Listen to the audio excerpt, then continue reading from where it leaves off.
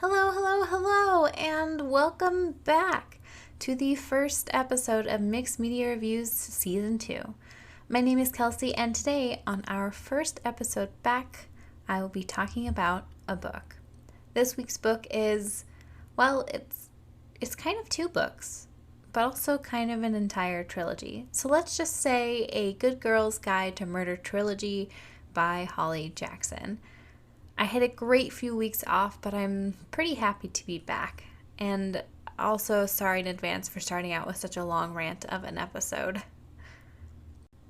Like I said in the Good Girl's Guide to Murder episode, this was a trilogy that I kept seeing pop up on the gram.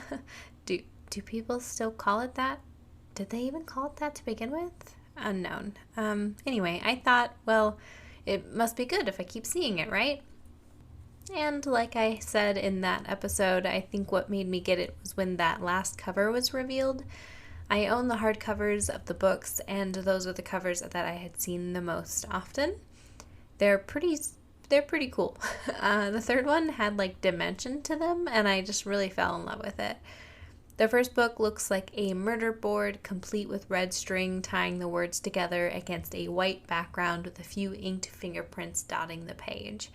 The second book, Good Girl, Bad Blood, has the title written on some torn scraps of paper with a red background and bloody headphones wrapped around it. The third book, As Good as Dead, has shiny duct tape that pops up across the cover with red title words written on it. They're great covers, and after reading the books, they really do capture each individual story really well. This trilogy centers on Pippa Fitz-Amobi, a high school senior who just wants to find out who really killed Andy Bell 5 years prior. Pip isn't buying that Andy's boyfriend, Sal Singh, did it.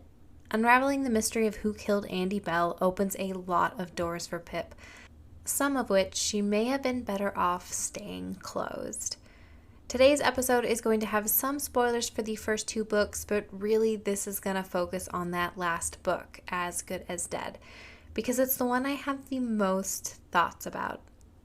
I already did an episode on the first book, so if you're interested in more discussion about that specific one, please go ahead and listen to Season 1, Episode 31.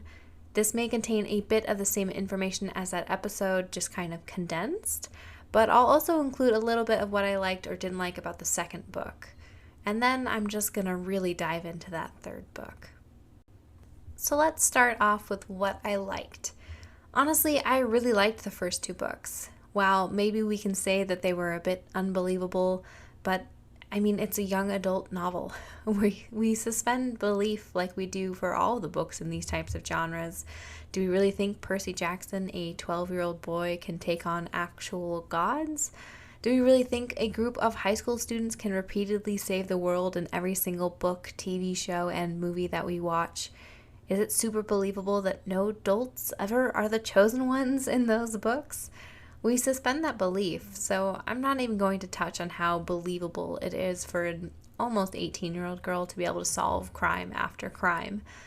I didn't hear complaints about Nancy Drew's believability, so we're just going to let that one slide. I definitely knew who the killer was in the first book fairly early, but I did not work out all the pieces of the puzzle, and I was still very pleasantly surprised to find out how it actually all happened and tied together. The first book also does an amazing job of setting up all the pieces for the next two books. While still somewhat self-contained stories, we find out things in the first book that really become relevant later on, and it continues to build on itself in the second book as well. And I really liked that. They all seemed very much tied together and very well thought out of how these murders and these mysteries were going to be all entangled. In the second book, I did not see everything as clearly as I probably should have, but I still really enjoyed how all the pieces ended up fitting together. Overall, in those first two books, I think Jackson does a great job with her books, with her characters, with the plot, and even with the writing styles. I liked how we had snippets of interviews or the podcast episodes in the second book, or even evidence between the chapters. I liked how she blended different presentations of information for us. It made it a little bit more exciting to read when I wasn't sure if it was going to be an interview or a snippet of evidence that's a picture or whatever may pop up. It was really kind of fun to read in a different way that wasn't just a strict narrative type of style. I continued to like Pip's and Ravi's relationship in the second book. I really appreciated that these books focused on the crime fiction elements. While I did like seeing more about her friendships in the second book, it still felt like the primary focus was the case at hand. And it didn't get sidetracked by the romance elements or anything else really, which is definitely a plus for me as someone who likes a little bit of romance but typically isn't really going to be picking up a book that has romance as a primary focus. I also liked the way Pip's character was developing. I liked that after the first book, she was still struggling with how some of it played out and was trying to give up that life for her family. I liked that the case was something she couldn't quite turn down even after she tried. I liked that we had a main case in the second book, but that there were other events playing in kind of the background that were setting up the third book as well, but also kind of giving us some answers that we hadn't quite gotten from that first book. Now, the third book, I was enjoying. I think it was a great choice to have Pip struggle further with the events of the previous book. I liked that she kind of was being enveloped by darkness and that it was hard for her to pretend like everything was okay. She was experiencing PTSD. She had anxiety. She kept hearing the gunshots and every loud sound that she'd hear. And I really liked that this was something that was very much a focus in this third book. I also liked the reason that they continued the podcast and the events going on that lead up to the case that she ends up getting tangled up in this third book. I thought it all made a lot of sense, and I thought it was continuing the narrative, I guess you could say, of the first and second books. I think it all fell in line very well. There was just so much potential about where this book could go, but unfortunately it ended where it did. So let's talk about these criticisms. The first thing I want to talk about is something that started happening in the second book. This has some spoilers about the second and I guess technically the first as well, so just be warned that there are a little bit of spoilers about them. And of course, this section is 100% going to be... I'm not going to say who the murderer is in this third book, but a lot of things are going to be mentioned. So again, just be warned about that. Okay, so now that I've gotten that out of the way, let's get back to it. I feel like the amount of hate Pip has for Max is a little bit odd. And hear me out. I'm fully aware that Max is a terrible person, does not deserve any kindness. But that being said, I feel like she hates him more than the initial murderer in the first book. The murderer that killed Sal to cover up Andy's murder and then did something else that was also terrible. And yet I still feel like she hates Max a million times more. Like, it seemed like she was giving an excuse for the first murderer, but it's just, I don't know. I mean, I understand that one was, doing what I guess he thought was best, even though clearly no. And, Max consistently sexually assaulting women or teenage girls while he was a teenager, however you want to say it, also like a terrible thing. But to kind of be like, about the first one, and then having such a visceral hatred for the other, I get that the events are kind of like tied together. And if you read the book, you understand what I mean by it's kind of tied together. But she really kind of pours all of her hatred into him and not to the guy who murdered, her boyfriend's brother. Not into the guy that, did the other terrible thing that if you read the book, you understand what I mean. But the other guy, And like, yes, he deserves tons of hatred, and I 100% understand being upset about all the things that happened in the book, and just hating him.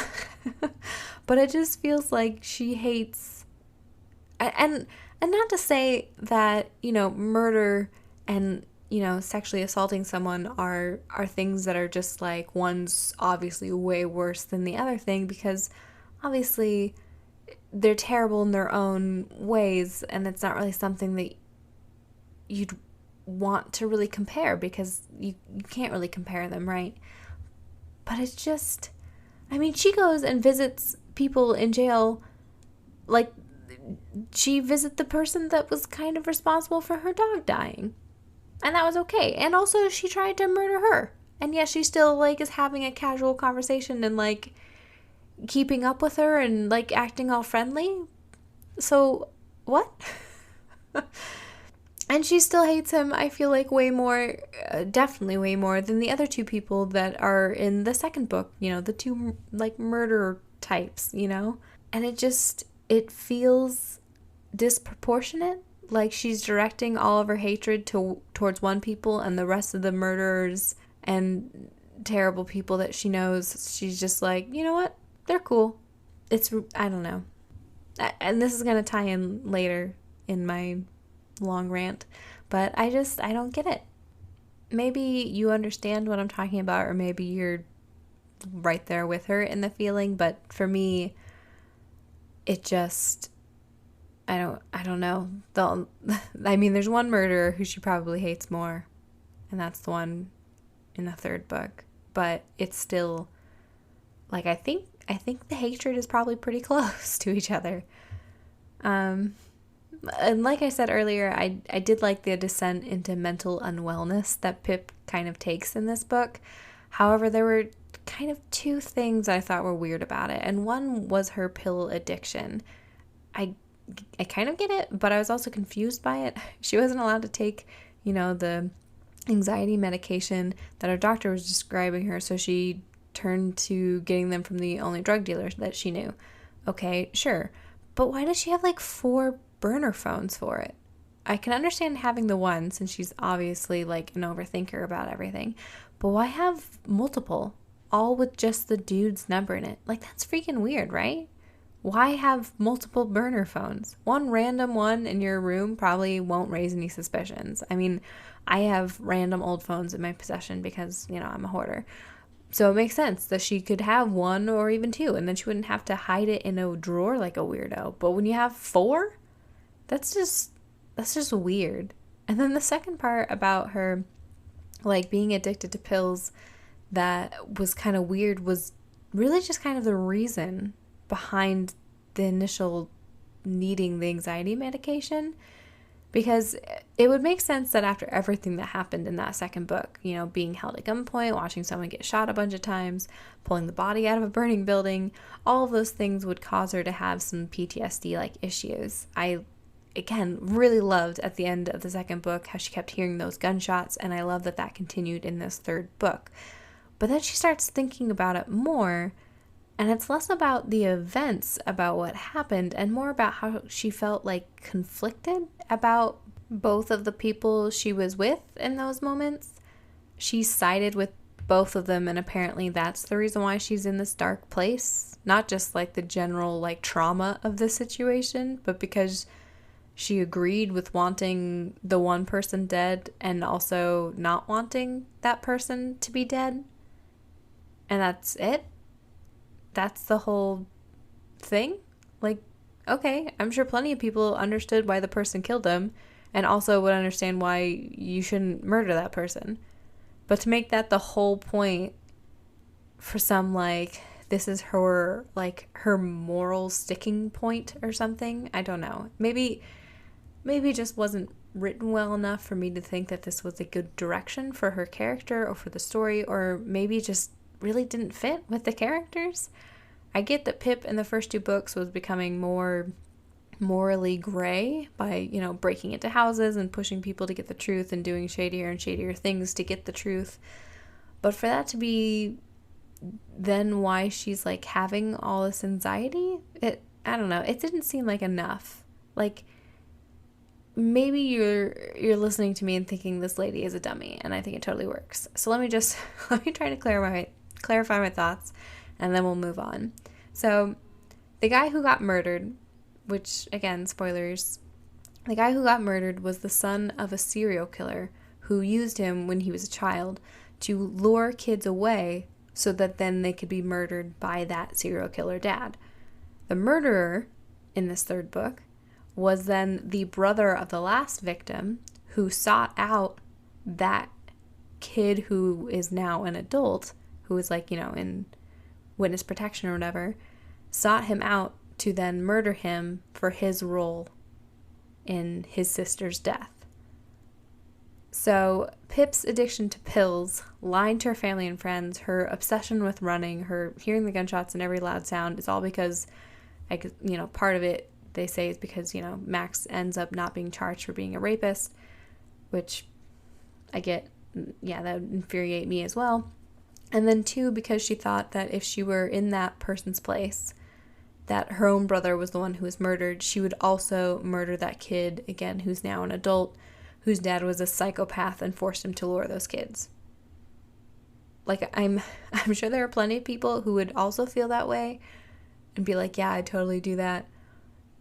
And also maybe even at the same time be conflicted and be like, but that's not really they're an adult and they were trying to live a better life, and also they were a kid and like their dad forced them. So I'm sure a lot of people would have like very mixed feelings about wanting him dead and not wanting him dead. But for some reason, this is the thing that makes her question her morality, and does so in such a way that she gets addicted to pills and is like in the super dark period of her life. I didn't really buy that. And then another thing that really annoyed me and that, I didn't really buy as being realistic was that in the beginning/middle of this book, Pip is aware that she's being stalked by a serial killer, right? That's the big murder mystery thing or whatever for this book. She's figured it out.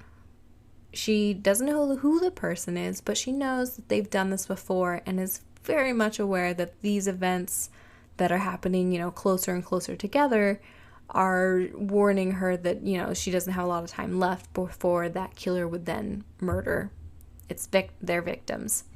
And yet, guys, she leaves her house on foot, makes a conscious decision to not drive her vehicle, to go to somebody's house, like across town or whatever, by herself. And then when she gets the phone call from who she knows is going to be the serial killer, walks away near the woods, allowing that serial killer to kidnap her.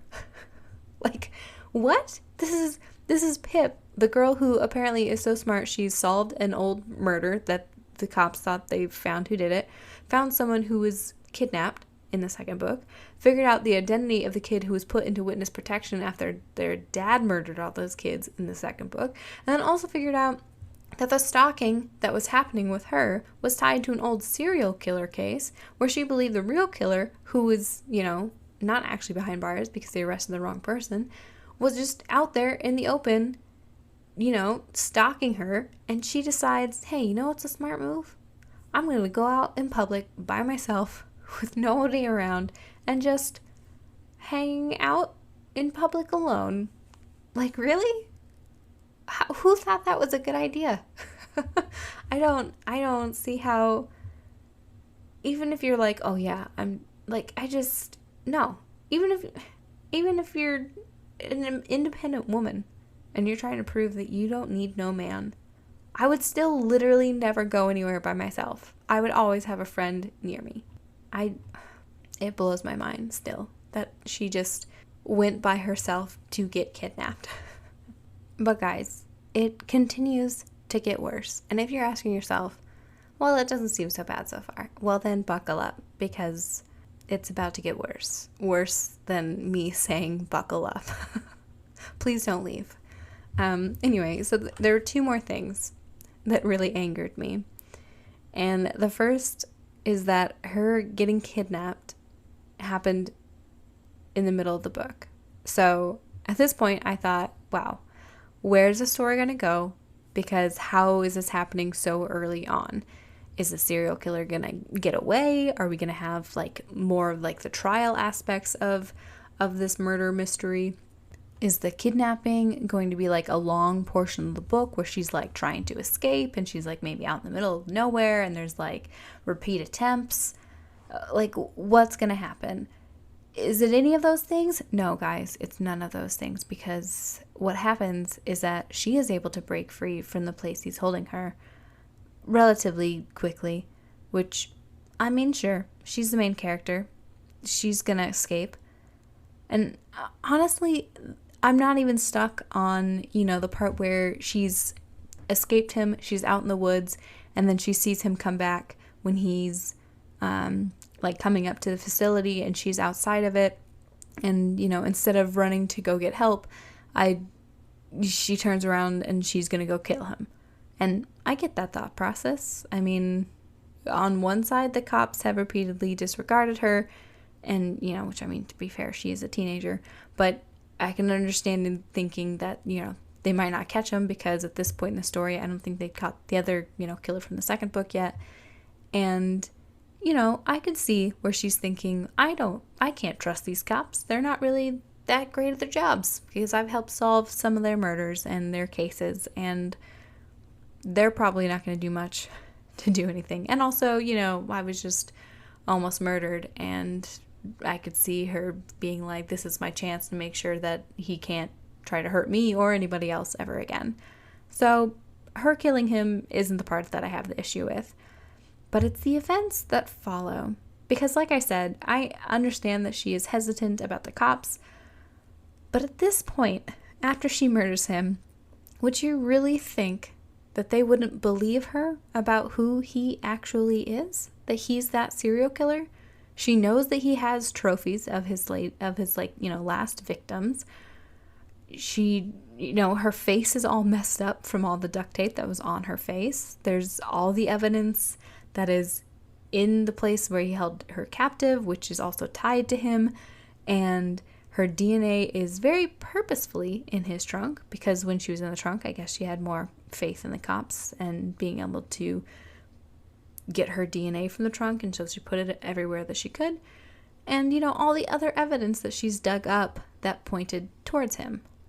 Which also, side note, it was very obvious that he was the killer and not the other person. And I don't know how she didn't at least mention him as like a serious second person of interest and just kind of like immediately brushed him off, which may have given him away. I don't even care at this point.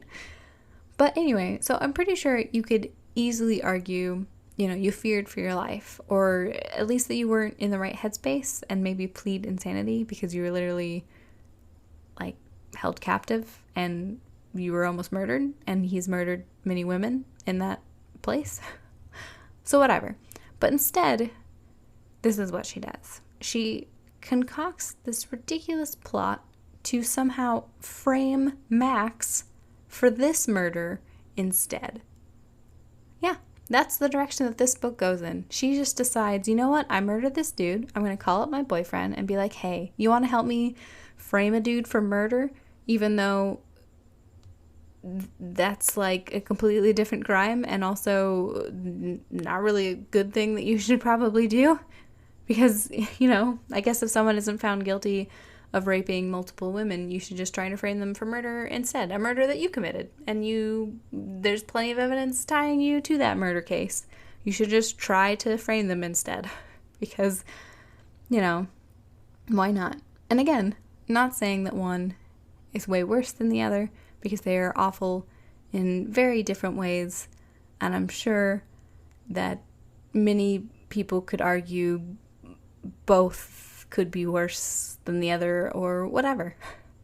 I'm not interested in that, because that's not the point of what this is about. It's about the fact that this girl thinks that she should just frame this other dude for murder, even though if it comes out that it was a frame job, it would be a lot harder for her to make the case that she just, murdered him in kind of self-defense, in trauma defense or whatever. Like, you're making this way harder than it needs to be so that you can frame this dude.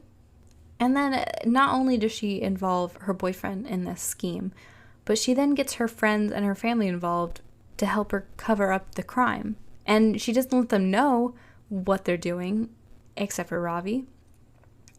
And she just lets them, help her make an alibi. And she's like, well, I can't tell them what happened, and they'll figure it out, but it's better than me actually telling them. And it's like, what?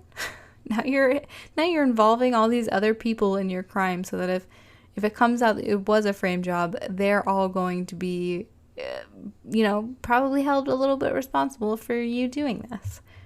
And the way that they do it, like, she uses the car to keep the body cold and then warm it to try to delay when they'll determine his cause of death. And I'm just, like, I'm not an expert, obviously, but this just seemed too ridiculous to suspend any kind of belief for. Because, maybe it's one of those times where reality just seems too unrealistic. Like, I heard recently that Tiffany is apparently a real name that happened in, like, medieval times. But if anyone used Tiffany in those settings, everyone would be like, that's too modern of a name, even though it actually existed then. So maybe it's one of those times. But it seems so ridiculous that it was really hard to take any of this seriously. And then on top of all of this, she completely cuts ties with everybody just in case that Max isn't found guilty and they don't pull it off. And, then they look to her instead, and she doesn't want them any more connected than they already are. So she, breaks up with Ravi. She stops talking to everybody else and then tells Ravi that she'll talk to him after the trial if he's found guilty. And then at the end of the book, we get the trial, like a front page newspaper or whatever, or blog post, probably. And it's like, oh, news about this trial, but we don't know, what way it goes. And then the last thing is just like a text saying hey or something to Ravi. And that's it. That's the end of the book. So she just got away with framing somebody for murder, and this is supposed to be like a happy ending for her. I don't like it. It just seems wildly out of character to me. And it feels like such a fall off the deep end that I was just flabbergasted the entire time I was reading the second half of the book. Like, is this real? Am I really reading what I'm reading? Like, again, the things that they do to get it all perfect was just, the level of belief that had to be suspended was just too much. It was too much, man, which is a BoJack joke, in case you didn't know that. It was just too much. It was way too much. And I just could not believe it. And I don't know. I have words I want to say, but I can't put them out of my mouth from my brain because it broke me. Because I just don't get it. Like, again, she had all of the evidence there. She could have easily been like, even earlier in the book, she could have presented her case again, because the first time she went to him, she was like, to the detective, she was like, hey, I've got some dead pigeons and some chalk lines. And that was it. And he was like, well, that doesn't sound like stalking. So maybe come back with more evidence. And she was like, I can't believe you didn't believe me.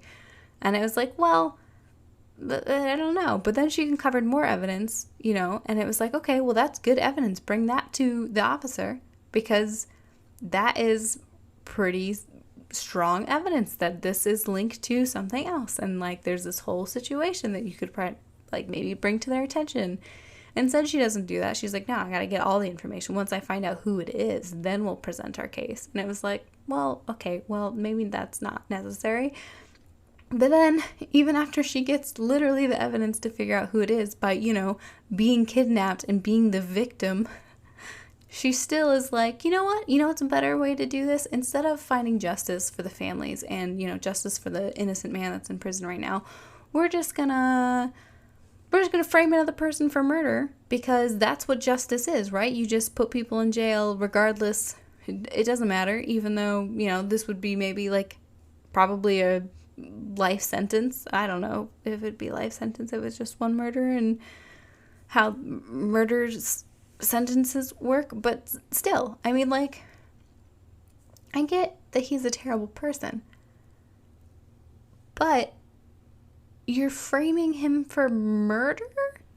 When you could just be like, hey, look, this guy tried to murder me, and this is the serial killer that you guys thought you caught, and it's actually this person, and they just tried to do it to me, and I killed him because he was going to try to kill me, and I didn't want him to do that to me, and now he's dead, but here's all this evidence, and again, I was in this facility, and here's all the other evidence. Like, what? What? Why? Why did this happen? I don't know. And this brings me to the final point, because I think what made me even more mad at Pip was that throughout this whole last part of the book, she not once thinks about that innocent man in jail who would continue to be in jail if it wasn't found out that the real killer was the person that, she was framing Max's murder guy, that dude. Like, it came out in the investigation into who murdered him, but she didn't think about that, not once. She wasn't trying to make sure that they also made that connection that he was also that serial killer. Not a single part of her plan went to making sure that was discovered. And I mean, she even went so far as to cover up evidence that could have been used to prove that he was, that serial killer. They made up a story about how her headphones got into his possession, which I'm not even going to go into the fact that they completely somehow forgot that he, takes trophies, and they didn't even at any point try to check to see, hey, did he maybe take a trophy, or maybe we should think about if he did take one. But yeah, so they made up a story about how he got those headphones in his possession, which was, his trophy from trying to murder her. And they cleaned up all of her DNA in his truck. They undid everything that could have pointed to her being that latest victim, and cleaning up, everything that could have been used in previous situations, previous serial killer kills. And she, made sure that all of it was kind of erased. So she actively tried to cover up who he really was, which meant that it made it less likely for the innocent guy in jail to get out. And again, everything that they did, they made themselves look more and more guilty of just murdering some guy because they were covering up all that other additional evidence, instead of uncovering that he tried to murder her, that he was a real murderer, and that an innocent guy is in jail. How can you just try to bypass all of that so you can pin a murder on a dude that, again, terrible person, but maybe there's another way to get back at him? I think at this point I'm just talking in circles, but I don't get it. And it's the point that really made me get stuck on this specific point in the book, and I'm just at a loss for words as to how any editor, any publisher is yeah, this is a great direction to take the book. Because I guess, maybe this isn't my thing. Maybe I'm not into morally gray characters. And so maybe people who are really into those morally gray characters absolutely loved this direction. Maybe people who are into revenge plots are really into this. And maybe that's just not my thing, and that's why I'm struggling with it so much. But I just don't see how this could ever be this is her happy ending, that she just gets to get away with framing somebody for murder. It just doesn't sit right with me. That all of this was leading up, all of her learning about all of these things to help, solve crimes and do whatever, was ultimately for her to cover up a crime and frame somebody else for that crime. I think that's where I'm getting stuck on it. It's just that she, like that whole book, that whole third book where she's, talking about how justice isn't real and justice doesn't make sense anymore to her because Max was let off and wasn't charged for his crimes. And so her response to that is to use the justice system to her advantage, that she uses her knowledge to then lie because I guess she feels like the truth means nothing now or something. I don't know. I think that I'm just going around in a circle now because I feel like I can't say the words that I want to say to make it more clear, and maybe I've already said them and you guys are just like, shut up. So I'm gonna. There's a couple other things that I also wasn't a super fan of, but I think my ranting has probably gone on long enough now. Okay, maybe real quick, I'll just mention that in the first episode of their second podcast, where they decide in the book that they're gonna, look into this murder to make it seem like they're totally cool, and they're not the murderers themselves, they immediately name a suspect. Like, that's your way to try to throw the scent off of you, is to be like, look, we're investigating it, and we already have a suspect. Like, that's not weird at all to have a suspect in our first episode, even though we've never had a suspect in our first episode before. But yeah, now we just have this suspect, and we're just handing it to you on a platter because this is who murdered him, and it wasn't us, and we didn't, plan all this evidence to frame him. So, real chill, guys. But yeah, anyway. Would I recommend these books? I don't know. I honestly don't know. I genuinely liked the first 2.5 books. It just ended so poorly. Like, I don't think that this is necessarily like a Game of Thrones situation where you're like, it's not even worth watching the beginning because the end was such garbage. And again, maybe I'm just not into a morally gray character or like revenge stories or anti-heroes, even though I do like Deadpool.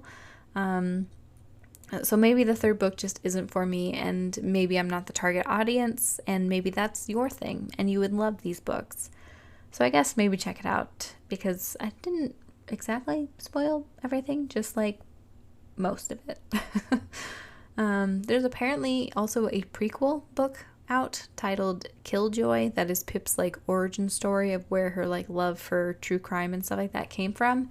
So maybe I'll read that, since it, is before all of the bad decisions that she makes, and the writing wasn't terrible, so I'm sure the prequel is still good. But we'll see. Maybe I'll just find it on Libby and do like an audiobook of it.